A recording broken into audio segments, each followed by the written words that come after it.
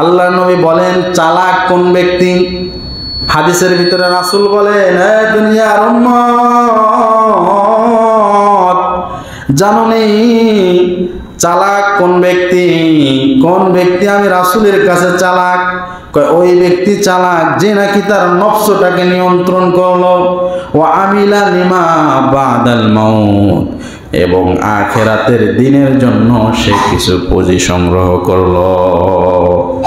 এই হাদিসের ব্যাখ্যা ইমাম তিরমিজি রাহমাতুল্লাহি আলাইহি বলেন, আল কাইয়িসু মান দানা নাফসাহু, এটার অর্থ হলো মান হাসাবা নাফসাহু। ওই ব্যক্তি চালাক যে নাকি নফসকে নিয়ন্ত্রণ করলো, মানে হলো নিজের সময় নিয়ে হিসাব করলো, নিকাশ করলো যে আমার জীবনে আজকে সারাদিন কয়টা ভালো কাজ করলাম আর কয়টা খারাপ কাজ করলাম, কয়টা ভালো কাজের ভিতরে আমি অংশগ্রহণ করেছি, কয়টা খারাপ কাজের প্রতি অংশগ্রহণ করেছি। হিসাব নিকাশ করে ওই বান্দা খারাপ কাজের পরিমাণ কমায় দিবে, ভালো কাজের পরিমাণ বাড়ায় দিবে।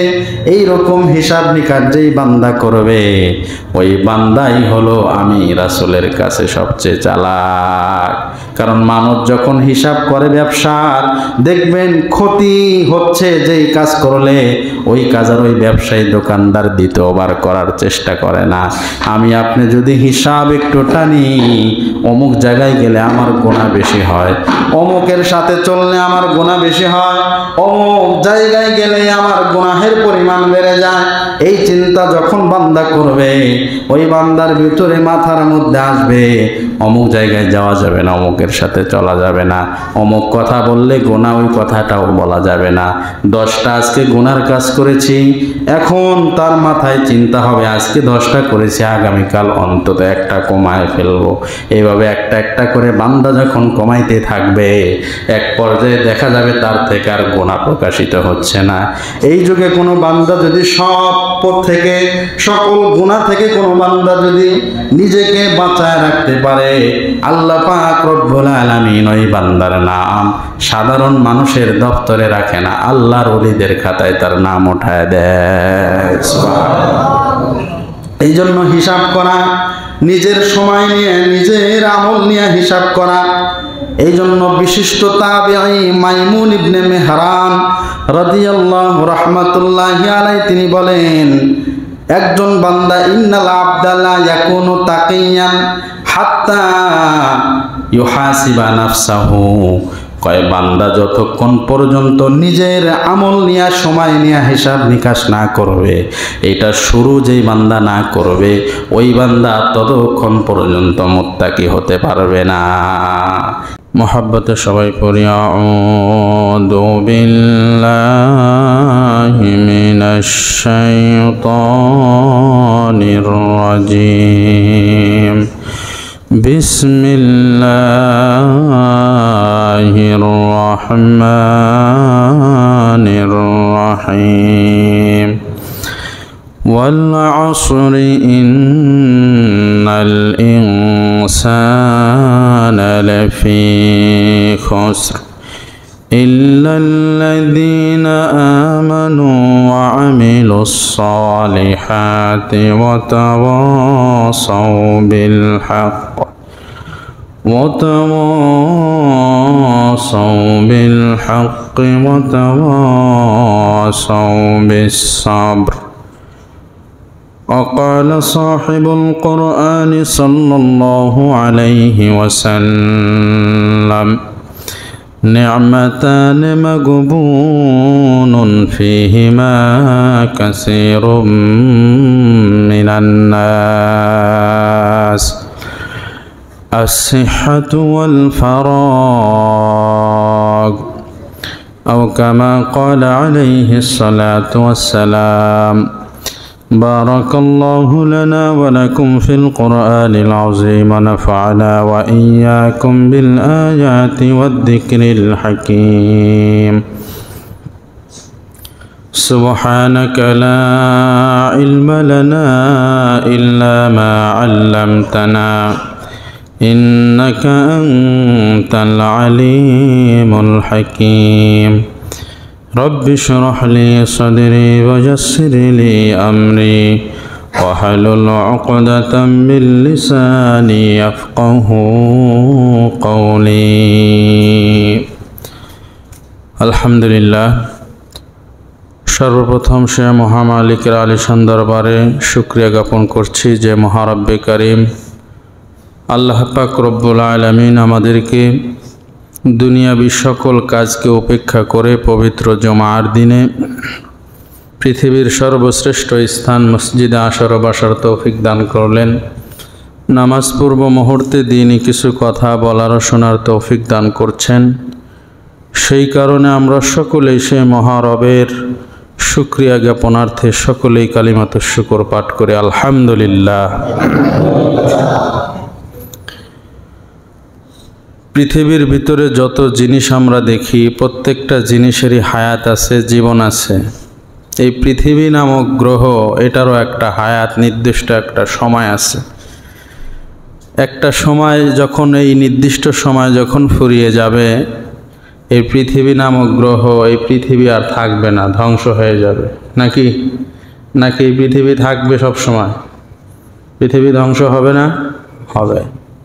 কুল্লু মান আলাইহা ফান, সূরাতুর রহমানের মধ্যে আল্লাহ বলেন প্রত্যেক জিনিস ধ্বংস হবে। ওয়ায়াবকা ওয়াজহু রাব্বিকা যুল জালালি ওয়াল ইকরাম, একমাত্র বাকি থাকবেন হলো মহান প্রভু, তিনি কে? আল্লাহ পাক রব্বুল আলামিন। তো প্রত্যেকটা জিনিসেরই হায়াত আর জীবন আছে। একটা নির্দিষ্ট সময় তার হায়াত, তার জীবন, ওই সময়টুকু ফুরিয়ে গেলে তার জীবন শেষ হয়ে যায়। পৃথিবীরও হায়াত আছে, পৃথিবীর মাঝে যত মাখলুক আছে সকল কিছুরই হায়াত আছে। আমরা মানব জাতি, শ্রেষ্ঠ জাতি, আমাদেরকে আল্লাহ তাআলা পৃথিবীতে পাঠিয়েছেন, আমাদেরও হায়াত আছে, জীবন আছে। প্রত্যেকের হায়াত একই রকম হয় না, এক একজনের হায়াতের সীমা এক এক রকম, এক এক পরিমাণ। তো আল্লাহ পাক রব্বুল আলামিন প্রত্যেকটা জিনিসেরই এই হায়াত, এই জীবন নামক সম্পদ দিয়েছেন। এই জীবনের মূল জিনিসটা কি? সময়। প্রত্যেকের জীবন একটা নির্দিষ্ট সময়ের প্যাকেজের মধ্যে ভরা। এই প্যাকেজ এতটুকু সময় শেষ হয়ে গেলে তার জীবন শেষ। এই সময়কে আল্লাহ পাক রব্বুল আলামিন 12টি মাসে ভাগ করেছেন কিনা? আরবিতে মাস কয়টি? 12টি। কোরআনের ভিতরে আল্লাহ বলেছেন যে 12টি মাসকে আল্লাহ যখন পৃথিবী সৃষ্টি করেছেন মাস 12টি নির্ধারণ করেছেন। তো এই 12টি মাস, এই মাস দিয়েই শুধুমাত্র কিন্তু গণনা শেষ হয় না। 12টি মাস শেষ হওয়ার পরে একটি কি হয়? বছর হয়। 60 সেকেন্ড যখন পার হয়, 60 সেকেন্ড থেকে 1 মিনিট হয়, 60 মিনিট থেকে 1 ঘন্টা হয়, 24 ঘন্টা থেকে 1 দিন হয়, 30 দিন, 29 দিন, 31 দিন বলতে 31 দিন। ইসলামের যে 12 মাসের মধ্যে 31 মাস বলতে কোনো মাস নেই। 29 হবে, না হয় 30 হবে। এই 30 দিন, 29 দিনে একটি মাস, 12টি মাসে একটি বছর। একটা বছর যখন পার হয় তখন সেটাকে সন বা সালে রূপান্তরিত হয়। সেটা প্রত্যেকটা সনই কিন্তু প্রথমে 1 সাল ছিল, এরপরেই 2 সাল, এরপরেই 3 সাল, এরপরে 2025 সাল। কথা কোন ঠিক কিনা? নাকি প্রথমেই 2025 হয়েছে? হয় না, 1 থেকে শুরু হয়েছে। তো ইসলামে আমরা যে সাল এই যে গণনা করি, এটা কি মুসলমানদের ক্যালেন্ডার বা মুসলমানদের সন?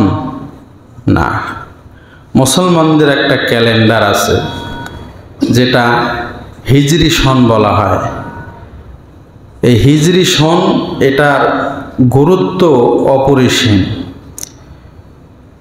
আমাদের মাঝ থেকে 1446 হিজরি অতিবাহিত হয়ে গত মাগরিব নামাজের পরে 1447 হিজরি পড়েছে।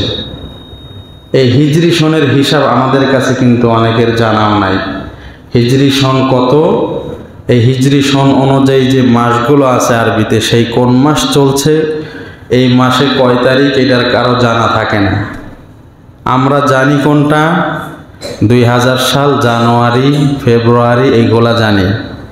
কিন্তু এই যে সন আমরা জানি, সেটার উপর শরীয়তের কোনো কিছুই কি নির্ভর করে না। ইসলামের অধিকাংশ সমস্ত যেই বড় বড় বিধান, সেগুলো নির্ভর করে হলো হিজরি সনের উপর ভিত্তি করে। আমরা রমাদানের রোজা রাখি হিজরি সনের রমজান মাসকে উপলক্ষ করে, জানুয়ারি ফেব্রুয়ারি না। আমরা হজের মাসে হজ করি জিলহজ মাসকে কেন্দ্র করে।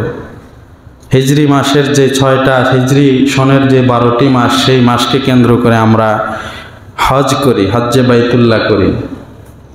আমাদের লাইলাতুল কদর, লাইলাতুল নিসফি মিন শাবান, আমাদের বড় 2টি উৎসবের দিন মুসলমানের, ঈদুল ফিতর, ঈদুল আজহা, এগুলো আমরা পালন করি। এটা হিজরি সনের উপর ভিত্তি করে, কথা কন ঠিক কিনা? এই হিজরি সন আমাদের থেকে একটা গত হয়েছে। হিজরি সনের একটা ইতিহাস আছে। এই হিজরি সন তো আমরা জানি না। এই ইতিহাস কি?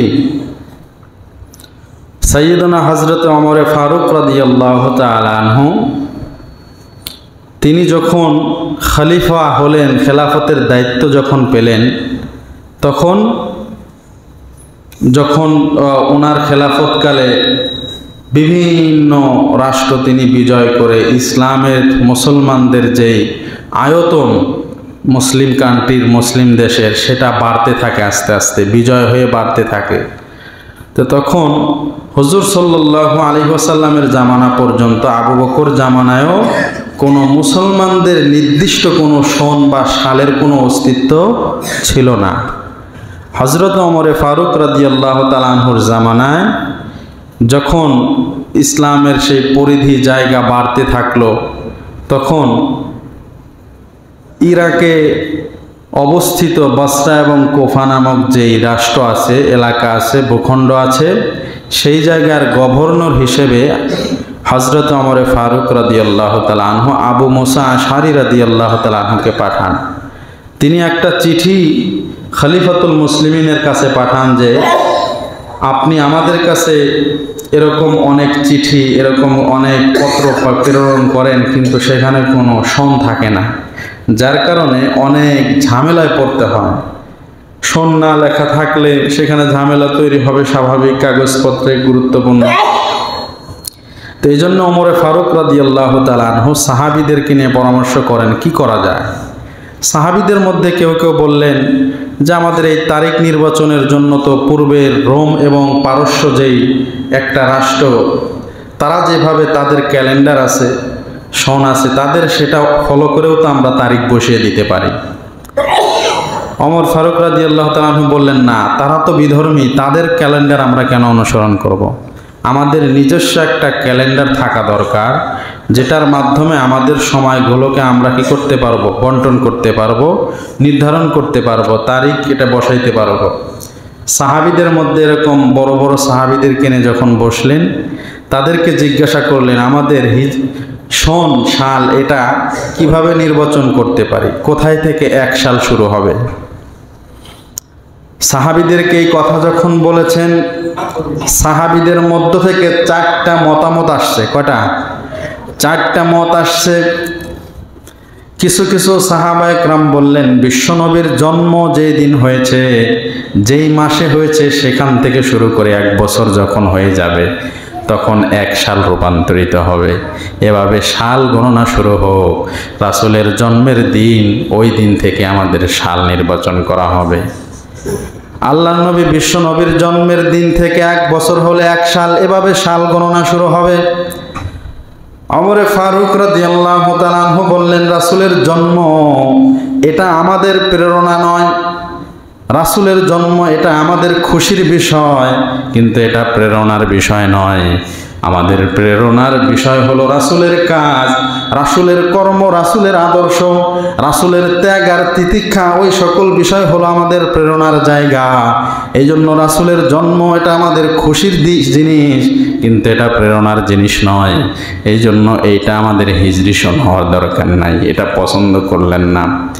দ্বিতীয় কিছু সাহাবা একরাম মত পোষণ করলেন, তাহলে রাসূলের মৃত্যু সন এটাকে আমরা 1 বছর, যখন রাসূলের মৃত্যুর দিন থেকে নিয়ে 1 বছর অতিবাহিত হবে, তখন এই মৃত্যুর সাল থেকে, মৃত্যুর দিন থেকে 1 বছর অতিবাহিত হলে 1 সন বা 1 সাল নির্বাচন হবে।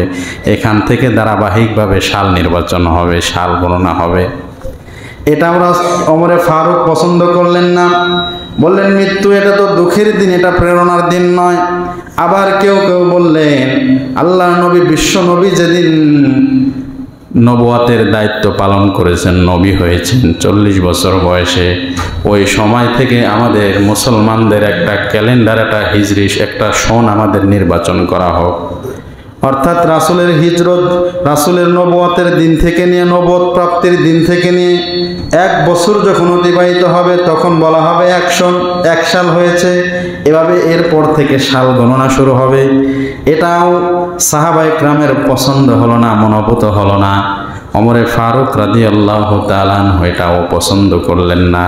চতুর্থ, হযরতে আলী রাদিয়াল্লাহু তাআলা আনহু তিনি একটা পরামর্শ দিলেন। কি সেই পরামর্শ? বললেন আল্লাহর নবী, বিশ্ব নবী যেদিন মক্কা নগরী থেকে হিজরত করে মদিনায় চলে যান, ওই দিন থেকে আমাদের এই সাল সন এটা হিসাব শুরু হোক। ওমরে ফারুক রাদিয়াল্লাহু তাআলা আনহু আলী রাদিয়াল্লাহু তাআলা আনহুর এই কথাটাকে তিনি খুব পছন্দ করলেন। বললেন যে হ্যাঁ, আল্লাহ নবী, বিশ্ব নবী যেদিন মক্কা থেকে মদিনায় হিজরত করে চলে গিয়েছেন, এই দিনটা, এই হিজরতটা এমন একটা বিষয়, এই হিজরতের মাধ্যমেই সত্য এবং মিথ্যার পার্থক্য হয়ে গেছে। এই হক এবং বাতিলের মাঝে পৃথকতা, পার্থক্য এটা নির্বাচন হয়ে গেছে। এই জন্য হিজরত করে নবী যখন মদিনায় গিয়েছেন, তখন থেকে এই যে মানুষের ইসলামের যে ত্যাগের বিষয়, ইসলামটাকে প্রচার প্রসার সবচেয়ে বেশি যখন থেকে হয়েছে, মুসলমানেরা এবং বিশ্ব নবী সাহাবায়ে কেরাম যে ত্যাগ দিলেন, নিজের ঘর বাড়ি, নিজের স্ত্রী স্বজন যারা মুসলমান হয় নাই, তাদেরকে রেখে মক্কা নগরী ভিটা বাড়ি ছেড়ে তারা আল্লাহর নবীর একটা মাত্র আদেশে তারা মক্কা ছেড়ে মদিনায় চলে গিয়েছিলেন ঈমান রক্ষা করার জন্য। কয় এই যে ত্যাগ, এই ত্যাগ আল্লাহর নবীর, সাহাবীদের এই ত্যাগ, এটা হলো আমাদের প্রেরণা, এটা হলো আমাদের ভিতরে ঢোকানোর মতো জিনিস। কারণ আমাদের প্রেরণা হলো রাসূল এবং সাহাবীদের ত্যাগ। হিজরতের সবচেয়ে বড় শিক্ষা হলো এটা, ঈমানকে বাঁচানোর জন্য যদি বউ ত্যাগ করতে হয়, ফ্যামিলি ত্যাগ করতে হয়, দেশ ত্যাগ করতে হয়, তাহলে সেটাও ত্যাগ করতে রাজি থাকবো, কিন্তু ঈমান ছাড়তে রাজি থাকবো না। এটা হলো হিজরতের সবচেয়ে বড় শিক্ষা। সব কিছু ছেড়ে গেছেন। সবচাইতে ধনী ছিল সাহাবীরা যারা, তারাও নিঃস্ব হয়ে রাসূলের সাথে ঈমান রক্ষার জন্য মদিনায় চলে গেছেন। এই যে হিজরতের দিন থেকে শুরু করে 1 বছর যখন হবে, তখন গণনা হবে 1 সন, হিজরতের 1 সন। এই দিক থেকে হিজরি সাল বলা হয়। এটা পছন্দ হওয়ার কারণে ওমরে ফারুক রাদিয়াল্লাহু তাআলা আনহু বললেন, ঠিক আছে, মুসলমানদের সাল এবং সন গণনা শুরু হবে রাসূলের হিজরতের বছর থেকে। এই বছর থেকে যেদিন তিনি হিজরত করেছেন, তারপরে 1 বছর অতিবাহিত হয়েছে, সেটা থেকে একটা বছর অতিবাহিত হয়ে গেল, মানে মুসলমানদের হিজরতের 1 সাল এটা আপনার নির্বাচিত হবে এবং নির্ধারণ হয়ে যাবে। এইভাবে হিজরতের যে সন, সেটাই মুসলমানদের, এটা হলো আরবি ক্যালেন্ডার, এটাই হলো মুসলমানদের ক্যালেন্ডার, মুসলমানদের ধর্মীয়, এটা হলো নিজস্ব ক্যালেন্ডার, হিজরি ক্যালেন্ডার।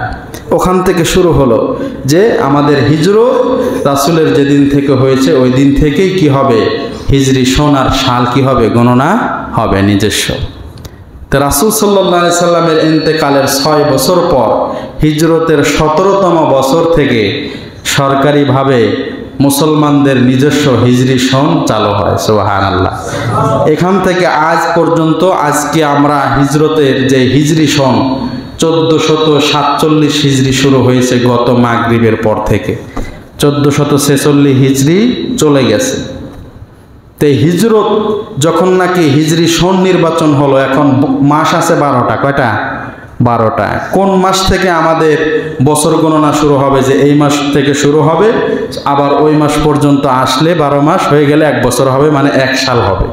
এভাবে আবার 2 সাল হবে, 3, এভাবে গুনতে থাকবো। তো মাস শুরু হবে কোনটা, প্রথম মাস কোনটা হবে? তো সাহাবা ইকরামের মধ্যে অনেকে বললেন রমাদান মাস, এটা প্রথম মাস ধরা হোক। এখান থেকে গণনা করে 12 মাস যখন হবে, আবার রমজানের আগ পর্যন্ত এসে 1 বছর পূর্ণ হবে। তো এটা হুজুর সাল্লাল্লাহু আলাইহি সাল্লামের প্রিয় সাহাবী ওমরে ফারুক রাদিয়াল্লাহু তাআলা আনহু তিনি বললেন যে না, এটা পছন্দ করলেন না, মশওয়ারার মধ্যে এটার সিদ্ধান্ত হলো না। তবে কিছু কিছু সাহাবা একরাম পরামর্শ দিলেন ওমরে ফারুক রাদিয়াল্লাহু তাআলা আনহুকে যে আমাদের এই মাস শুরু হোক মুহররম থেকে। মুহররম মাস এটা হবে প্রথম মাস, এখান থেকে গিয়ে জিলহজ মাস যখন শেষ হবে 1 বছর কি হবে, পূর্ণ হবে। এই মুহররম মাসের যে সকল সাহাবীরা সিদ্ধান্ত দিলেন যে প্রথম মাস হিসেবে নির্বাচন করা হোক মুহররম মাসকে, এটা পছন্দ হলো। ওমরে ফারুক রাদিয়াল্লাহু তাআলা আনহু বললেন ঠিক আছে, এই মুহররম মাস, এই মাসে হাজিরা হজ করে জিলহজ মাসের সমস্ত হজের কাজ শেষ করে সমস্ত হাজিরা তারা দেশে ফিরে হলো মুহররম মাসে। এর মানে একজন হাজি তার জীবন নতুনভাবে শুরু হয় হলো মুহররম মাসে। কারণ হাদিসের ভিতরে আসছে, যখন কোনো হাজি হজ করার পর যখন সে কোনো গুনাহ না করে সঠিকভাবে হজ পালন করলো, মান হাজ্জা লিল্লাহ ফালাম ইয়ারফুস ওয়ালাম ইয়াফসুক রাজাআ কায়াউমিন ওয়ালাদাতহু উম্মুহু। আল্লাহর নবী বলেন, কোন বান্দা হজ করলো, গুনাহ করে নাই, পাপাচার করে নাই, ওই ব্যক্তি ঘরে যখন ফিরে আসে, দেশে ফিরে আসে, ওই ব্যক্তির আমল নামায় কোনো গুনাহ থাকে না। একজন নবজাতক শিশুর মতো ওই হাজি বান্দা নিষ্পাপ হয়ে যায়। সুবহানাল্লাহ। এর মানে হলো ওই ব্যক্তি ঘরে যখন ফেরে মুহররম মাসে তার নতুন জীবন শুরু, মানে তার গুনাহমুক্ত জীবন, কোনো গুনাহ নাই পিছনে, নতুন থেকে শুরু হলো। কয় তাহলে একজন হাজি তারা যেহেতু মুহররম মাসে ফিরে আসে, নতুন জীবন তাদের শুরু হয়, এই জন্য মুহররম মাসটাই সমস্ত মাসের শুরু হিসেবে নির্বাচন করা হয়। এই হিসেবে মুহররম মাসটাকে 12 মাসের প্রথম মাস কি করা হয়েছে, নির্বাচন করা হয়েছে। তা আমরা এই যে মুসলমানদের যেই ক্যালেন্ডার, সেটার প্রতি কিন্তু আমাদের কোনো কি নাই, গুরুত্ব নাই। সব কিছু আমরা নির্বাচন করি হলো খ্রিস্টাব্দ, যে খ্রিস্টানদের যেই ধর্মীয় যেই আপনার ক্যালেন্ডার, সেটাকে আমরা কি করি, ফলো করি। 2020, 2025 এটা কি খ্রিস্টানদের ধর্মীয় নিজস্ব কি ক্যালেন্ডার, ওনাদের ক্যালেন্ডার আমরা ফলো করি।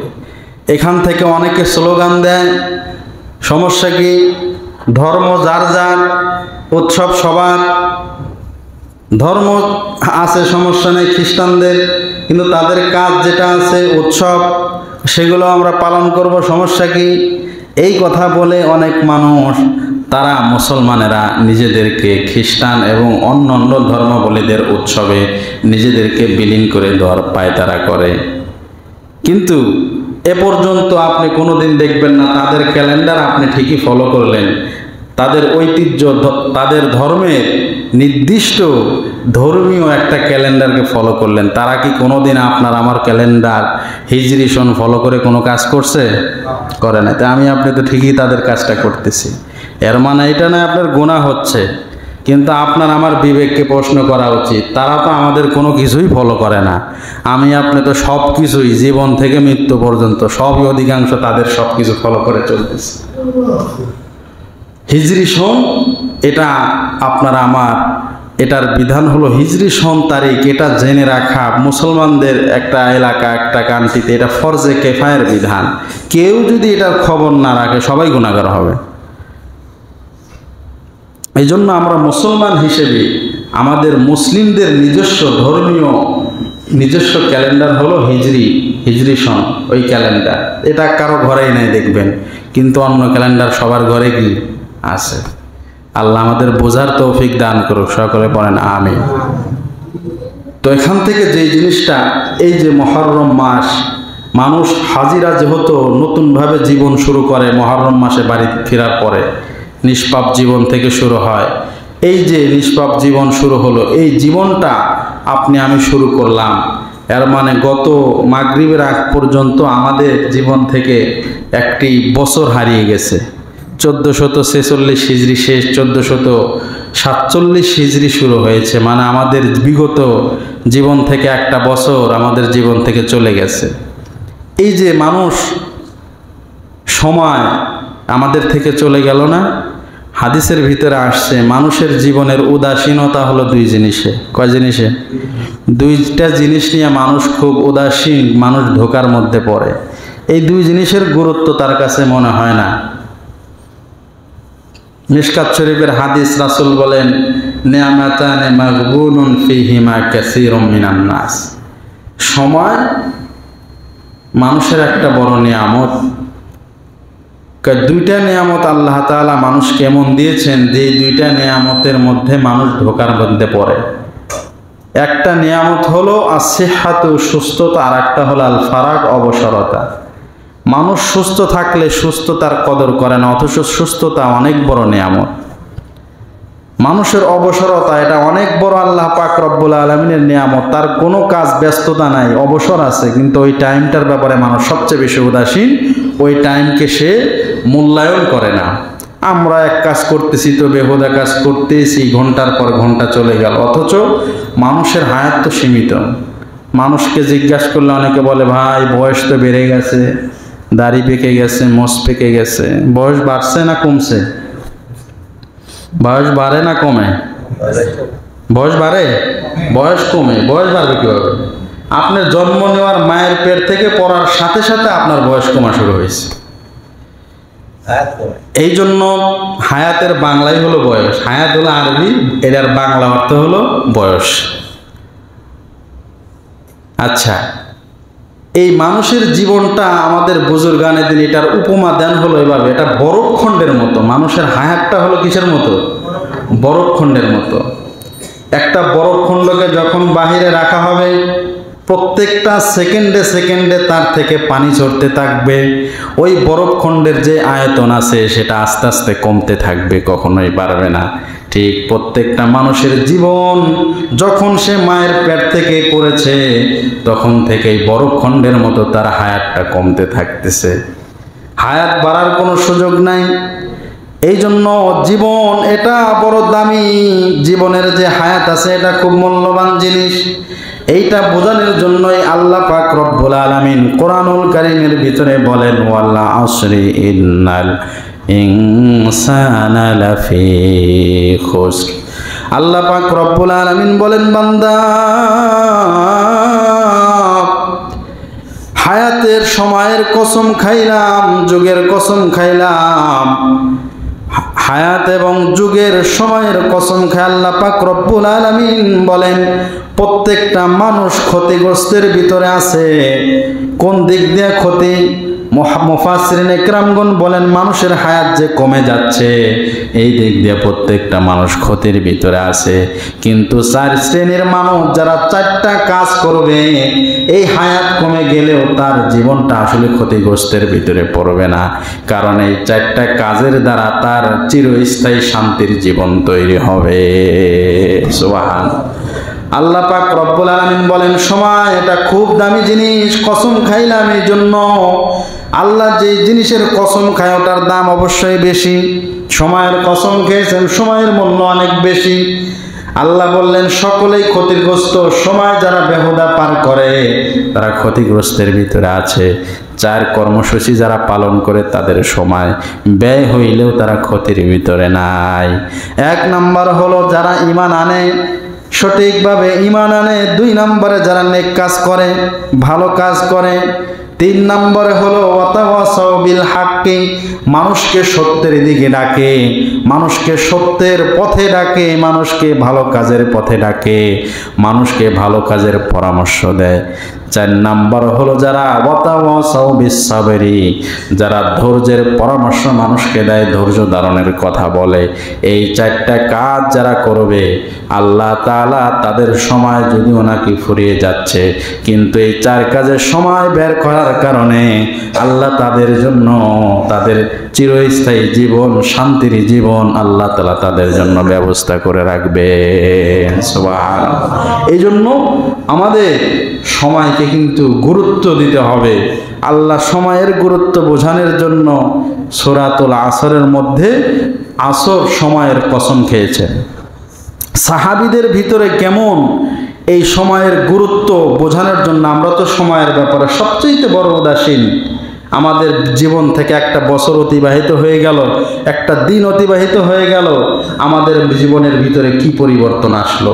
বিগত দিনে আমার যেই অবস্থা ছিল, আমার যেই গুনাহ করার যেই স্পৃহা আকাঙ্ক্ষা ছিল, যেই পরিধি ছিল, আমার সামনের দিনগুলোকে সেই পরিমাণই আছে না বেড়ে গেল না কমে গেল, এটার হিসাব নিকাশ তো করা দরকার। আমার থেকে একটা মাস চলে যাচ্ছে, একটা বছর চলে যাচ্ছে, আমার জীবনের কি পরিবর্তন আমরা করতে পারলাম, এটা খেয়াল করা দরকার। সময়ের গুরুত্ব এটা আমাদের মনে রাখা দরকার। সাহাবীদের ভিতরেই মুযাকারা হতো।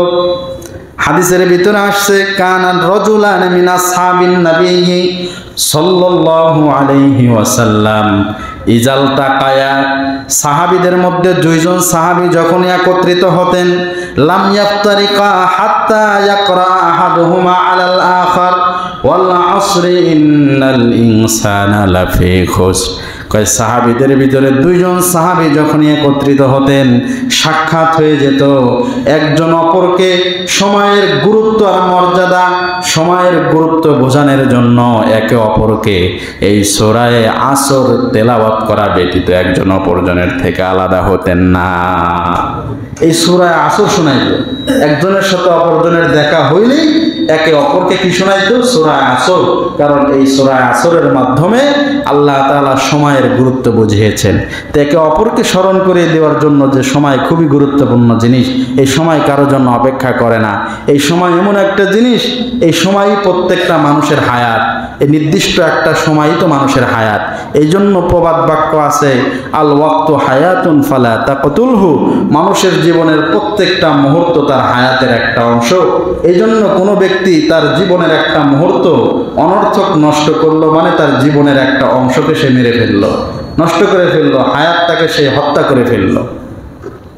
এই জন্য এই গুরুত্ব, সময়ের গুরুত্ব বোঝানোর জন্য এক সাহাবী অপর সাহাবীর সাথে সাক্ষাৎ হইলেই সূরা আসর শোনাইতেন। আর আমরা একে অপরের সাথে সাক্ষাৎ হইলে আরও নিজে যে যতটুকু হায়াত নষ্ট করতেছিলাম অযথা কাজে, আর একজনের সাথে দেখা হওয়ার কারণে ওই সময় নষ্ট হওয়ার পরিমাণ আরও বেড়ে যায়। কথা কোন ঠিক কিনা?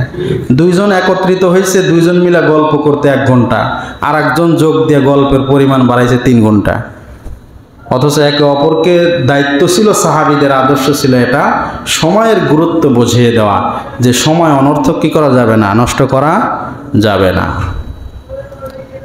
কোরআনুল কারীমের ভিতরে আল্লাহ পাক রব্বুল আলামিন এই সময়ের গুরুত্ব, সময়ের হিসাব নিকাশ করা, এই ব্যাপারে আল্লাহ তাআলা কোরআনুল কারীমের ভিতরেও বলেছেন, বান্দা তোমার সময় যাচ্ছে, তোমার সময় আস্তে আস্তে ঘনিয়ে আসছে, মৃত্যুর কাছে চলে আসতেছো। তুমি একটু চিন্তা করে দেখো, এই হায়াতের জিন্দেগি, দুনিয়ার হায়াতের জিন্দেগি অল্প টাইম। এই টাইমটুকুর ভিতরে এমন কি কোনো কাজ করছো যেই কাজের দ্বারা তুমি কিয়ামতে মুক্তি পাবে? আল্লাহ পাক রব্বুল আলামিন বলেন, ইয়া আইয়ুহাল্লাযীনা আমানুত্তাকুল্লাহ ওয়াল তানজুর নাফসুম মা কদ্দামাত লিগাদ।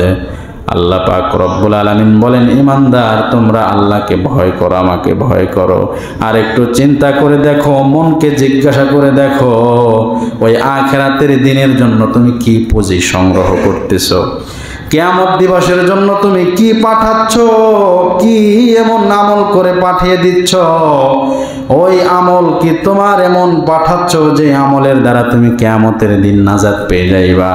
এরকম তুমি গবেষণা করে দেখো। আল্লাহ বলতেছেন তুমি একটু চিন্তা করো, ফিকির করো, মাথা চিন্তা নাও। দুনিয়া ক্ষণস্থায়ী, এটার জন্য হায়াতের 50 বছর শেষ করলাম।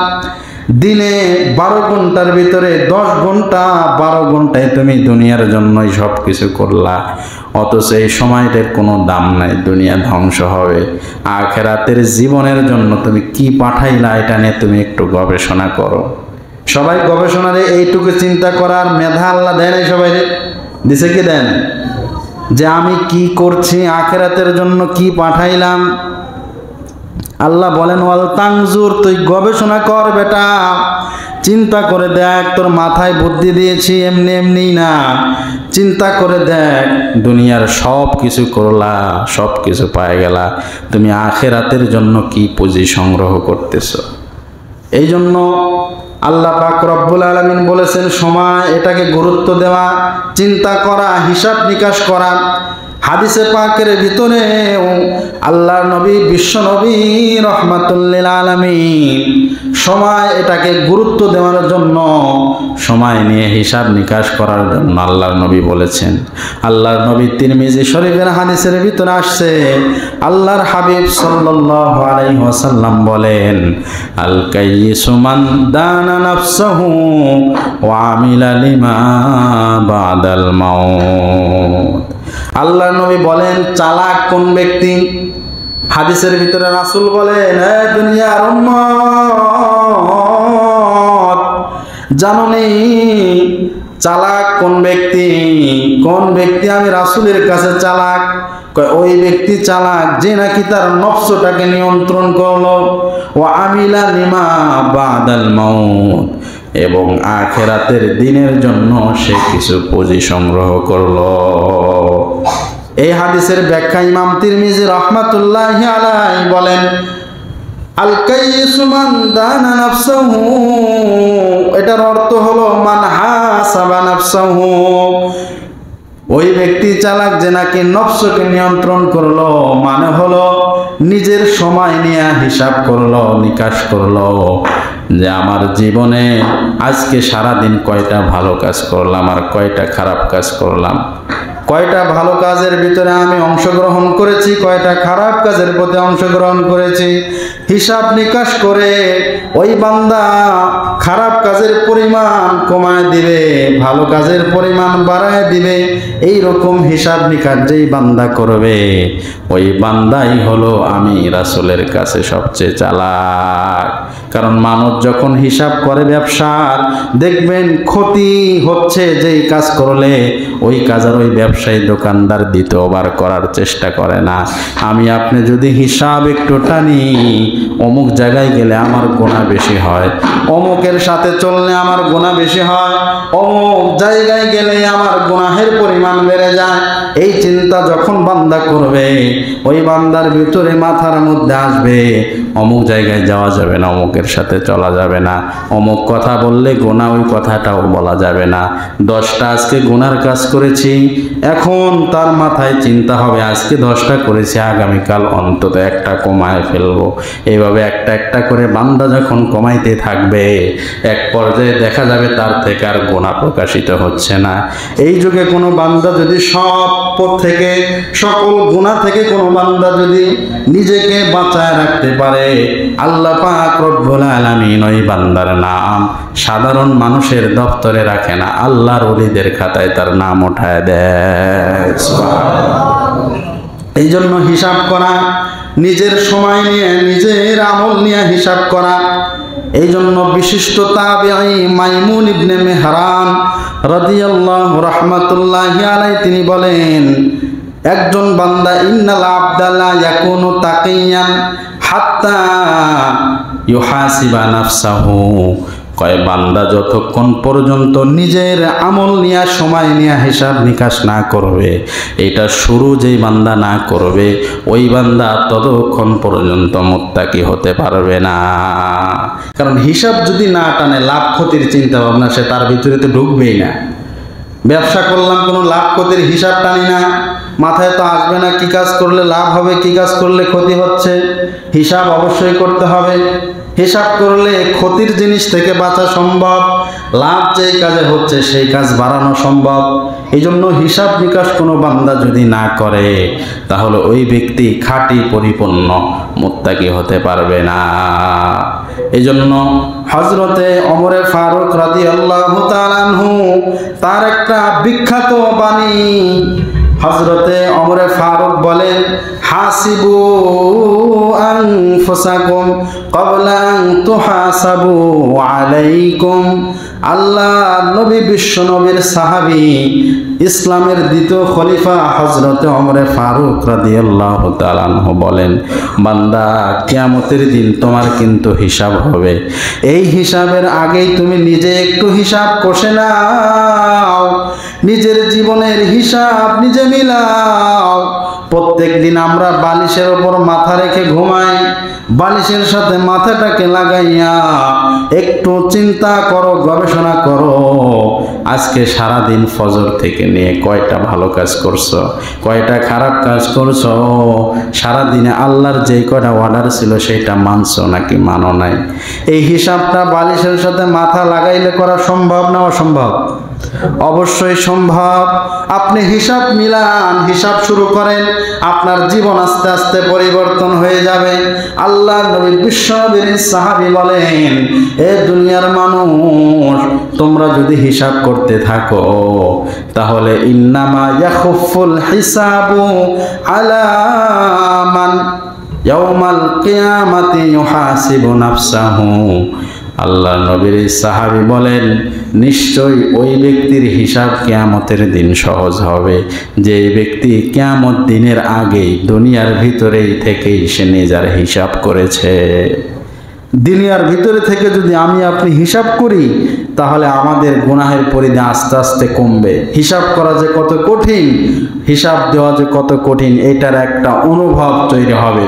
যে আমাকে যদি চিন্তা করবেন আজকে বসে শুয়ে, যে আজকের দিনের হিসাবই মনে করেন আল্লাহ তাআলা আমার কাছে চেয়ে বসলো, তুই কয়টা ভালো কাজ করছো, কয়টা খারাপ কাজ করছো, হিসাব দাও।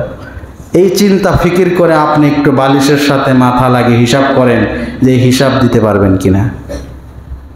এই জন্য নিজের সময়টাকে গুরুত্ব দেওয়া, নিজের সময়ের গুরুত্ব দিয়ে নিজের সময়কে মূল্যায়ন করে জীবনকে সুন্দর করার চেষ্টা করা। প্রত্যেকটা মুহূর্ত আমাদের থেকে নষ্ট হয়ে যায় যেন না যায়, প্রত্যেকটা মুহূর্ত চলে যাচ্ছে এটা যেন আমাদের বিফলে না যায়। প্রত্যেকটা সময় এমন একটা জিনিস, এই সময়কে যারা অবমূল্যায়ন করবে এই সময় তার সময় মতো প্রতিশোধ নিয়ে নেবে। দুনিয়ার দিকেও একজন মানুষ তার পড়ালেখার বয়সে পড়ালেখা করে নাই, বড় হয়ে অফিসার হওয়ার চিন্তা ভাবনা মাথায় নিলে হবে? ও তো কামলা রাখবে ওরে, কারণ সময়ের টাইম মতো সে মূল্যায়ন করে নাই। এই সময় তাকে হিসাব করায় ঘন্টায় বুঝিয়ে দিবে টাইম মতো। নিজের সময়কে যারা মূল্যায়ন করেছে তাদের নামই আজ আকাশচুম্বী হয়েছে, যে যে লাইনে থাকে না কেন। এই জন্য আমাদের একজন ইমানদারের হাদিসের ভিতরে আসছে, সমস্ত কাজ হবে আখেরাত কেন্দ্রিক। যে কোনো কাজ করবে তার ফিকির থাকবে আখেরাত সুন্দর যদি থাকে এই কাজে, আখেরাতে যদি কোনো ক্ষতি না হয় তাহলে আমি এই কাজ করব, অন্যথায় এই কাজ করার আমার দরকার নাই। এখন স্থায়ী জীবনের জন্য তো আমি আখেরাত হারাইতে পারবো না। আল্লাহ তাআলা আমাদের সকলকে সময়ের মূল্যায়ন করার তৌফিক দান করুক। সকলে পড়েন আমিন।